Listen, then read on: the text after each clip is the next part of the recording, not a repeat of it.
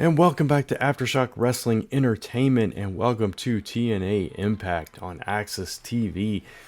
We are kicking things off this week with a fatal four-way match in the Knockouts division, showcasing some talent from NXT and TNA. Starting things off with the NXT is a fatal four-way match. Women's Champion Roxanne Perez,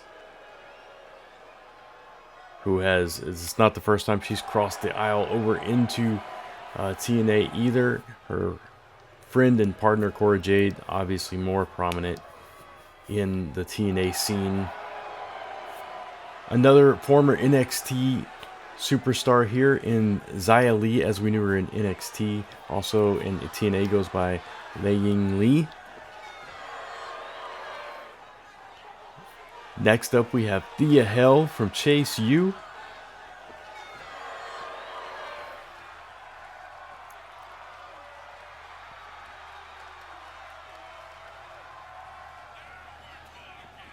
And lastly, one of the newest signees to NXT, formerly a TNA knockout herself, Jordynne Grace, fills out the field of these four women that will be competing here tonight in TNA.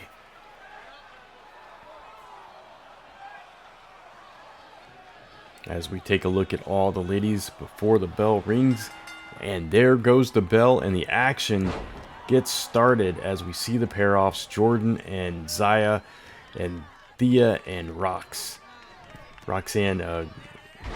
pairing up, and Jordynne starting strong right out the gate with a fall-away slam, not even wasting time on like feeling her opponent out. Now she's suplexed her. Thea's already laid out as well. Look at the strength, the power exhibited by Jordynne Grace, even this early in the match. And Thea just went and grabbed a baseball bat. What? Xia knocks it out of her hand, but what in the world is Thea thinking? I mean, I know it's no disqualification in a fatal four-way, but I mean, this is Thea Hell. We're about to see the dark side of Thea Hell here. I guess this feud she's been having with Tegan Knox is bringing out another side of her. Obviously, JC Jane brought out a different side of Thea for a while as well.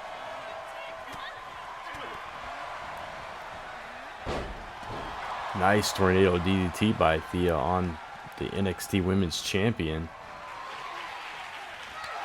And here is that power exhibited by Jordynne Grace again. Oh, a DDT by Roxanne, who now has the baseball bat, which is not good, as she clocks Jordynne in the back and then hits Thea and goes down for the cover.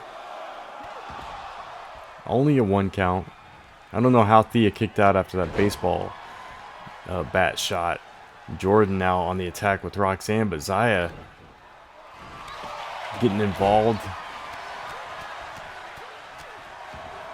STO, standing STO, I guess, from Roxanne onto Thea. That's kind of rocked Thea, and she's probably still rocked from that baseball bat, to be fair. Another fall-away slam by Jordynne, who misses an elbow drop as Xia rolls out of the way. But she's countering everything that... Oh, I think she just tackled Roxanne right on the edge of that bat. Roxanne now rocked. Oh man, Thea went hard into the turnbuckle with that suplex too. These ladies just putting it all out there, leaving nothing, or I should say leaving everything on the mat and wasting nothing. I mean, they're just not even taking it easy. It's a hard-hitting match, as hard as you can get without like pulling out all the weapons and just going total mayhem. A nice kick by Thea on Jordynne, holding her own with Jordynne Grace. Impressive. But she made a mistake and went for the bat and got tackled for it. And these knee strikes by Xia on Jordynne. But Thea with the submission. Jordynne just grabbed Thea's arm and like just whipped her whole body out from underneath her.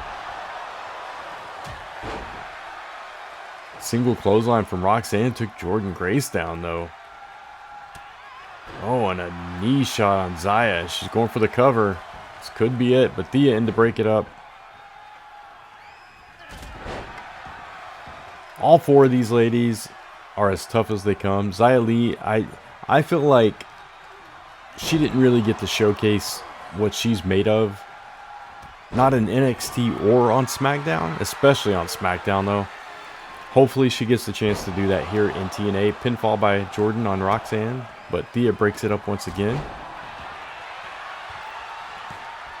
Because just her martial arts abilities alone make her an incredible threat in that ring, and she's incredibly skilled within the squared circle as well. Jordynne Grace, just her power is next level. And Thea Hell is, you can't sleep on Thea. She's young, but she's been trained by some of the best. She's incredibly skilled, she's charismatic, and she will surprise you. And of course, nothing needs to be said about Roxanne, the prodigy. She's already proven what she's made of time and time again. So all four of these ladies could be in any title match anywhere. Obviously, Roxanne already the champ. And if one of these women, man, look at the back muscles on Jordynne Grace here. If any one of these women are able to pin Roxanne in this match, you got to think that might, you know, get the attention of some general managers or, you know, directors of authority or what have you to make a match, make a title match. And oh, Xia with a kendo stick shot right in between the eyes of Roxanne as things are breaking down here ringside. Oh my God, she threw her half a mile. Xia Li took flight. Call air traffic control. Jordynne Grace threw her into another zip code. But she got right back up and has taken down Thea Hill and is now attacking Roxanne. What is Xia Li made of? Another follow-away slam. Jordynne Grace seems to love that move, and Xia picked the wrong time to be taunting, and she's taunting to the ring apron like she's talking to imaginary people there. I don't know what the heck she was thinking. But now Jordynne Grace just tearing everybody up with the chair. Chair shots for everyone. Roxanne puts a stop to that and sends Jordynne Grace's head careening into the ring post and takes a bow for it. Nicely done, Roxanne. Have to give it to her for that. DDT on the floor on Thea Hill. Now Roxanne walking away from the damage. Well, I thought she was, but no, she's just going for another weapon. Has a sledgehammer now. But Thea knocks it out of her hands. Jordynne Grace just standing in the middle of the ring while everybody else fights. Take a breather. And then go for another follow-away slam. Because why not? It's one of the 3 moves of doom we've seen from Jordynne Grace here tonight. I mean, I know she's got more moves. I'm just saying that's what she's been doing tonight. Follow-away slams that carry into a suplex and the German suplex. Tackle here and there as well. Xia Li hung upside down in the corner while everybody else continues to fight. Really blurred camera shot on Roxanne there. Oh, what a shot by Xia, but then the pop rocks by Roxanne. Had Xia not been there, that could have been it. That shot that Xia got on Jordynne laid Jordynne out. Now Xia is the only one standing. Jordynne finally stirring. But Xia tearing the skin off of Thea Hill's back there. Oh, speaking of tearing the skin off the back, Jordynne got hit hard. She did not like that. Missed that back fist though. Oh, what's she going for here? Changing it up with a power bomb on the floor. Xia brought the worst out of her, but then Roxanne with the sledgehammer to the gut on Jordynne Grace, and one for Xia for good measure as well. Oh, Drop toe hold prevents a second blow to Jordynne. Thea just waiting to pick her spot here as soon as Jordynne's done beating on Roxanne. Thea with a shot. Now she attempted to throw Jordynne. Jordynne just pulled back, threatened to hit Thea, and that froze her in place. Now we're finally going back to the ring. Jordynne and Roxanne. Now Zaya joins them as well. Jordynne going for that driver, but Zaya breaks it up immediately. Oh, she goes back for it while the other two are tangling over to the side. Thea out the back. And Jordynne with another fall-away slam. Oh, Zaya's got to cover. Jordynne and Roxy go and break that up. I think Jordynne just knocked the referee out. Landed on the referee when she was trying to break up the pinfall. Pop rocks, this would have been over. Nope. Because Jordynne would have been in to make the save. Referee finally getting up to his feet. As Jordynne short arm clothesline takes Rox out. Thea goes for the cover, but Jordynne's there to break it up. Thea Hell has had quite the identity crisis. Oh, pinfall. It gets her with the power bomb, but she's back in her Chase U phase. Jordynne Grace showcase here and takes the victory over three very tough women to start off Impact. Now we want to take you back to show you what brought about this next match. A few weeks ago, Brant approached Rob Van Dam backstage, told him it'd be an honor to team with him, asked what he thought about it, and said he'd make a great addition to the Syndicate as well. Rob said, "Nah, I'm good, man. I want no part of you or the Syndicate," which rubbed Brant the wrong way. Ricky Starks and Rob Van Dam had a dark match on SmackDown the next week. Brant made his presence known and got involved, and Ricky Starks took advantage of that. Then, last week, during a commercial break, Rob Van Dam was being interviewed by Kathy Kelly, who happens to be the manager of Brant Fowler. Well, Brant took offense to this and stormed down to ringside to confront Rob, said, "Stop harassing my manager, RVD." Which he replied, "Well, we're just talking, man. She's interviewing me, but you wouldn't know anything about that. Nobody ever wants to talk to you, rookie. Maybe you should just concentrate on being Rude, Moose's, and Stark's whipping boy." And again, Brant takes offense and takes his aggression out on Rob Van Dam, slamming him into the barrier once. Nope. Not just once, but twice. And a third time for good measure, which obviously enraged Rob Van Dam, leading us to this next match tonight as Brant awaits Rob Van Dam in the middle of the ring. And here comes Rob in hot, Brant attacking him as soon as he gets under the ropes. A brawl has broken out. Referee tries to get this match under control so we can get back on schedule here. Looks like he's got this ready. There's the bell, and here we go. Some bad blood between these two guys. Thinking alike, both go for a drop kick here. German suplex. Followed by a clothesline by Brant of the Syndicate, and going for the early pinfall. Conspicuous by her absence here tonight is Kathy Kelly, the manager of Brant. I hear word that he told her to stay in the back. Now, I hope this isn't a Macho Man Miss Elizabeth kind of situation here. We'll have to see how this plays out. But, you know, Brant is part of the Syndicate, which is a kind of a super faction led by the veteran Robert Roode, consisting of the X Division champion Moose and the previously hottest agent in the business, Ricky Starks, and of course the rookie Brant Fowler. A lot of people are calling this faction the modern day Evolution, and you can see the comparisons. And this faction has been tearing it up across TNA, NXT, and even AEW. So yeah, it's kind of gotten to the head of Brant Fowler, and maybe made him a little bit more arrogant than he should be at this stage of his career. Maybe writing checks that his butt can't cash. We'll have to see, because he's taking on an absolute legend here in Rob Van Dam, King of Extreme, as he just tosses Brandt to the floor here, but he's right up.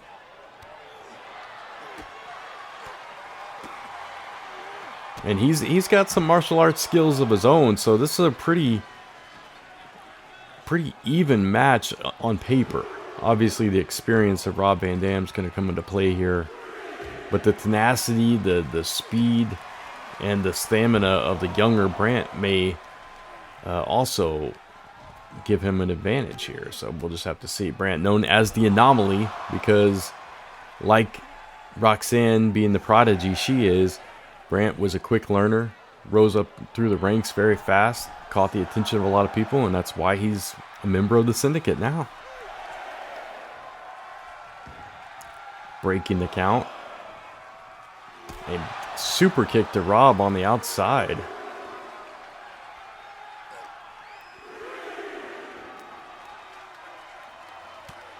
Ultimately, probably a silly thing to fight over, and not the best reason for a match, but, you know, in wrestling, tempers flare, people get offended, feelings get hurt. Rolling Thunder on the floor by Rob Van Dam connects. And then we settle things in the ring. So hopefully, whatever the issue is between these two guys will be settled tonight. To be fair, as we go for a cover here. Oh, almost got him. Brandt slipped out before the 3 count. To be fair, Rob Van Dam, he didn't really do anything wrong. He decided not to team up with Brandt Fowler, who was looking for, you know, a partner, looking to team up with someone he probably idolized. But then because of that, it kind of sent him on this dark path. Didn't want to look like he just got played, got dissed by someone in the back, and wanted to show that, you know, he could handle his own and all of that. So here we are. As Brandt is getting a front row seat to the extreme show that Rob Van Dam can deliver. But I have to say, Rob Van Dam's the one busted open here. And the one for most of this match has been fighting on the back foot. So we'll have to see. Oh, blocked that DDT though, that float over DDT. We'll have to see who can eke out the victory in this match and if things end here or not. Rob Van Dam fighting back with those forearm shots, rocking Brandt. Nice spin kick. And is he? No, moonsault from the middle rope. Only a 1 count that time.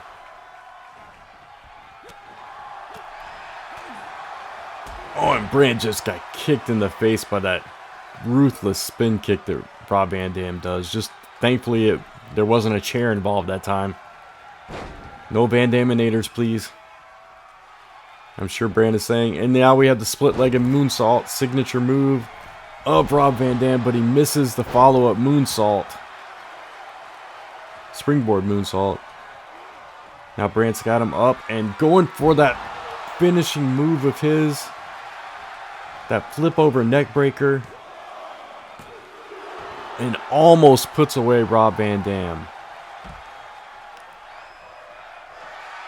Getting some fight forever chance as Brandt gives a little bow to the crowd. And I understand he has not named that finisher yet.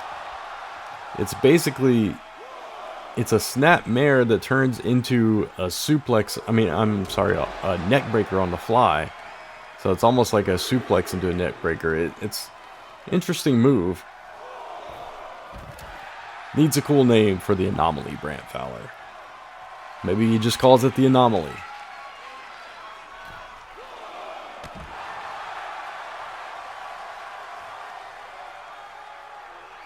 fighting on the outside once again. Sends Rob into the stairs. Wear and tear is showing on both of these guys at this point. Oh, nice. Just standing super kick there. Followed by a straight jacket German suplex. Brandt's got some skills, got some moves. He's been trained by some of the best. And like I said, he looked up to Rob. Looked up to what he can do in that ring and emulates a lot of the type of moves that Rob does, so especially with all those kicks.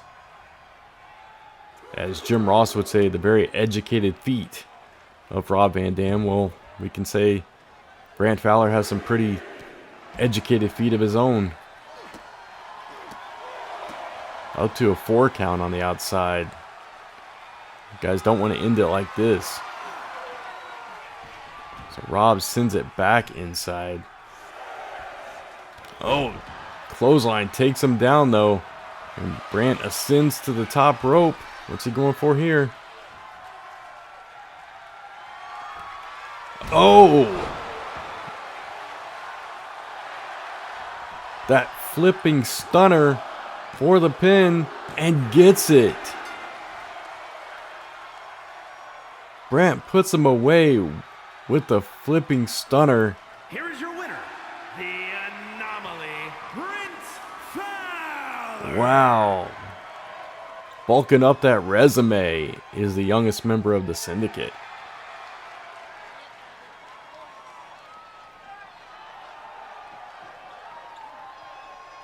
Quite the celebration. Moving on to our next contest here on TNA Impact. We've got a former TNA superstar in Wes Lee, who has recently come back to TNA due to this collaboration, this exchange between NXT and TNA. Started off in TNA, made a name for himself in NXT versus... It's scheduled for one fall. Making his way to the ring from Dayton, Ohio, weighing in at 183 pounds, Wes Lee. Sorry about that, Mike. Made a name for himself first in tag team competition and then in singles competition in NXT. He is here fighting another NXT superstar, the man that doesn't like to be called Butch. Don't tell him I said that. He will beat me up. Pete Dunne facing off against Wes Lee in the middle of a TNA Impact ring. So, will Wes Lee be able to call the threat of the former Brawling Brute? Not if he keeps missing big moves like that. But flips out of whatever Pete had in mind there and hits Pete with a double arm suplex on the outside. Clash of styles here between the Bruiserweight and Wes Lee.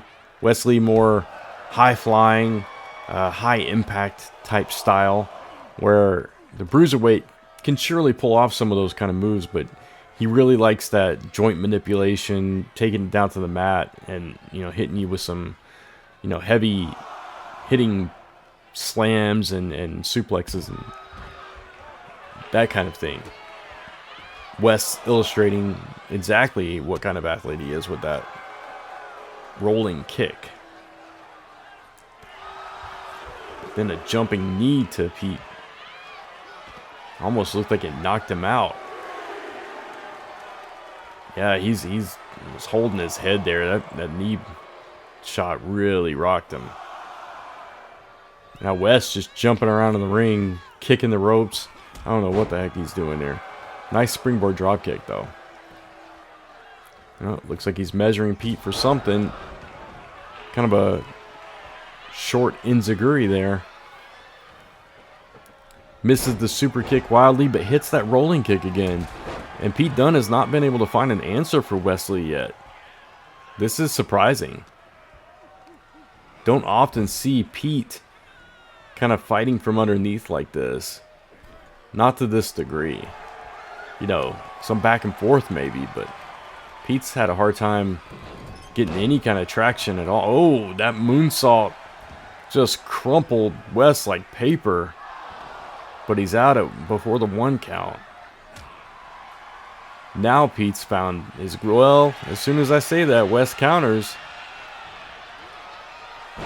Hits him with a Falcon Arrow. His feet may have bounced off that rope. Now he just gets another knee shot to the head. He might have Pete Dunne's number here. Up on the second rope, a short frog splash. Now heading to the top. And hits a cross body. Kind of a rough landing on that one too. Oh, totally misses that stomp, but hits that kick. Wes having some, I think he's a little excited tonight. He's having some distance issues, misjudging some things, but he didn't misjudge that. Caught him with the rolling head scissors. Oh, another knee shot. Immediately followed by the pinfall. Almost got him with that one. He dang near knocked Pete Dunne out. I don't know what he's hoping to do here. Should be capitalizing. He's letting Pete Dunne catch a breath. Letting him rest. Finds the error of his ways. Takes Dunne down. Oh, Dunne counters. He might have had enough of Wes Lee at this point. Oh, misses the clothesline wildly though. Another double arm suplex, butterfly suplex, whatever you want to call it. Almost gets Pete again. 2 count. As he picks him up, sets him up for something. What's he going for here? Oh, a destroyer. Oh, and Pete's head just like got tangled up in the ropes. That was ugly. I mean, he should be going for the pin here. He shouldn't be. Pete is out. Could have counted to 1,000. Now he's up. Hits him with a knee. Still, what is he thinking here? I guess he's trying to make sure he doesn't get up. Oh. Hits him with that dive, but picks him up again. I don't know what in the world he is thinking here. What are you doing, Wes? Well, that was... I don't even know how to explain what just happened there. Pete went for a clothesline as Wes ran for him, but somehow he flipped and caught him in a head scissors takedown. Wes just running around like a mat. What is Wes doing? He tries to... There's that release suplex Pete does so well, but he gets a kick in the head for his effort. I don't know what in the world has gotten into Wes. It's like he drank 10,000 cups of coffee here tonight. Just running around like a Tasmanian devil.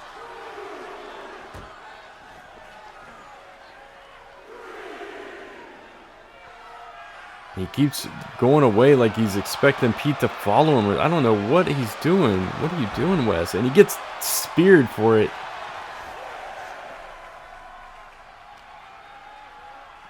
I think Wes is remembering his Rascals Day, and he's been up in the treehouse or something, if you know what I mean. I don't know what's gotten into Wes. He's an 8 count. He's just strolling around the ring like 9 count before he even got in. I don't think he knows what day this is. Wes shaking his head, trying to clear the cobwebs there, but he gets punched right in the face. And the bitter end could be the end for Wes Lee. Oh, and he kicks out at a 1. That had to be instinct because Wes, I'm telling you, this dude don't know where he's at. And I don't think it's because he's got a concussion. I don't know what's going on with Wes. I really don't. He seems to have found his mojo again, though. Chops and punches in the corner to beat. Now he's back in the corner waiting for him to get up again. I assume he's waiting to hit him with the cardiac kick, but at this point he should just pin the man. The man's been beat several times, and Wes, he's just not thinking clearly tonight. Now he's celebrating, and Pete Dunne runs into him, but catches him with a jumping forearm, and then just runs straight into him. Pete Dunne, to be fair, probably has a concussion from all the headshots he's taken tonight. This is an ugly match. I'm going to be honest with you. This is not a pretty match. It's a hard-hitting match. Oh. Remember what I said about judging those distances? Wes just, like, threw his back onto the mat. He took a bump. And there's the cardiac kick. He finally gets it. No, that was just a rolling kick. That wasn't even the cardiac kick, was it? That's a backflip kick. That was just another rolling kick. Oh, he got caught there. Now Pete Dunne on the comeback trail. Oh, another rolling kick to the head. Pete Dunne has taken so many headshots here tonight. I don't know why Wes is prolonging this. He could have ended it so many times. Now a belly to back suplex, backdrop.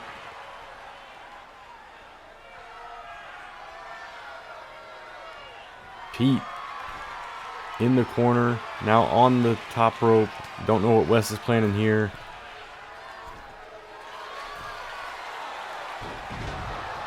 Frankensteiner from the top. Takes Pete down, who immediately gets up, but then gets kicked in the face one more time. And Wes just stalking him now. Doesn't know what he's doing. Oh, there we go. He finally decides to hit the cardiac kick. Can we put this match out of its misery? Yes, we can. Wes Lee is your winner. Somehow. After all that, I don't know what the heck we just watched. But that's Baron Corbin, and he's got a kendo stick. And now Wes Lee probably wishes he had ended this and got out a lot sooner. I'm sure we haven't seen the last of Wes Lee and Baron Corbin. But with that said, let's move on to our main event. As the World Heavyweight Champion Joe Hendry out here for a non-title match against another former TNA talent, current NXT talent, who will be coming out shortly to face the man with the title around his waist. Ethan Page, Mr. All Ego himself. He does not believe in Joe Hendry, but he does believe in himself quite a bit. So we'll see if he can take down the TNA World Champion in this match tonight. All Ego Ethan Page looking for every opportunity he can, whether it's in NXT or TNA, at Championship Gold, and really to hurt people. Kind of stole the gimmick from the Hurt Business, but he does like to injure people and laugh about it. Sometimes, even if it costs him the match. Oh, brutal shot to the arm of Joe Hendry. That said, he does have his eye on the TNA title. Look at this power by Ethan Page. Joe Hendry is not a small man. That takes an incredible amount of strength and power for Ethan Page to do that deadlift to a man the size of Joe Hendry. So all credit to Ethan Page. Incredible wrestler. Was an incredible tag team wrestler here in TNA before moving on to AEW and then ultimately NXT, where he has made quite the impact, no pun intended. But now he's here to face the world champion. Should he be able to beat Joe Hendry, you gotta assume he's gonna get a title shot down the line.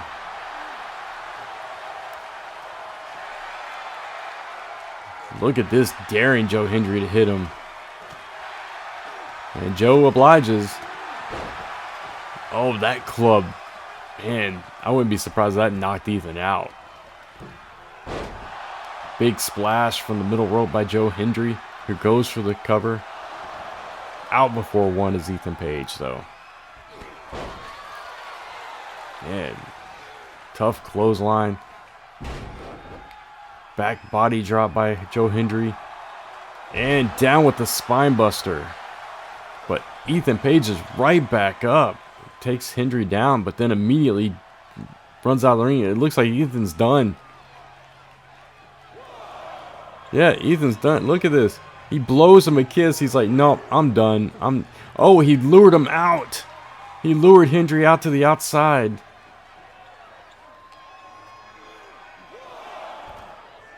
Cunning and clever by Ethan Page. Was on the receiving end of a lot of damage, and now he has turned the tide just like that. Backbreaker to Joe Hendry on the outside. Whether you like him or you hate him, you gotta respect the intelligence, the ring IQ of Ethan Page. But Joe Hendry back in control now. Big splash.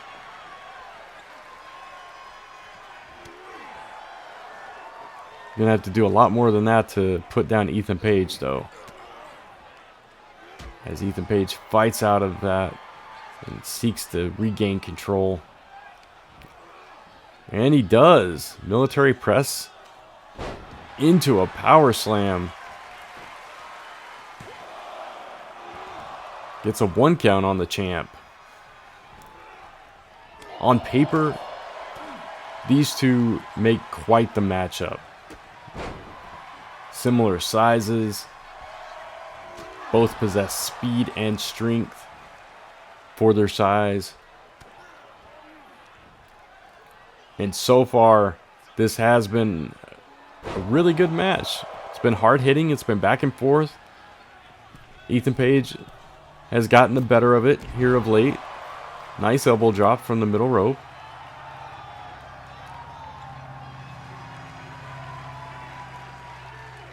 The braggadocious arrogance of Ethan Page, often his downfall. And here it gave Joe Hendry the control back of this match. But again, Ethan Page is quite an athlete, and you got to do a lot more than that to keep the man down. But Joe Hendry, there's just something special about Joe Hendry. And we all believe in Joe Hendry. And most importantly, just like Ethan Page, Joe Hendry believes in himself.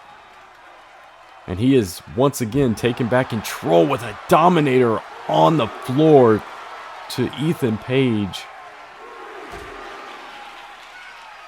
And Joe Hendry going for a last ride style powerbomb on the concrete. He missed the padding on that and slammed Ethan down on the concrete floor with that shot.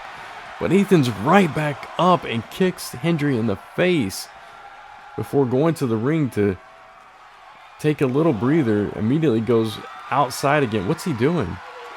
He's getting a chair? No, he went to hit Hendry. He was going to get himself disqualified, but Hendry countered. Now Ethan in and letting the referee count Hendry out. Hendry back in at the 5 count, but gets caught with a jumping thrust kick. Ethan going for the cover. Oh, he nearly got Hendry there. Hendry just managed to get his shoulder up right before the 3 came down. Now going for it again. Oh, going for it a 3rd time. Now he's using the ropes for leverage. But Joe kicks out at 1 at that. I don't think Joe liked that too much. Joe is busted open, by the way. Blood pouring down his forehead. Now Ethan's taking the turnbuckle cover off.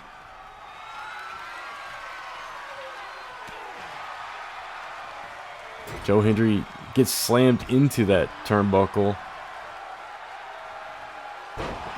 now power bombed out of the corner. Short power bomb.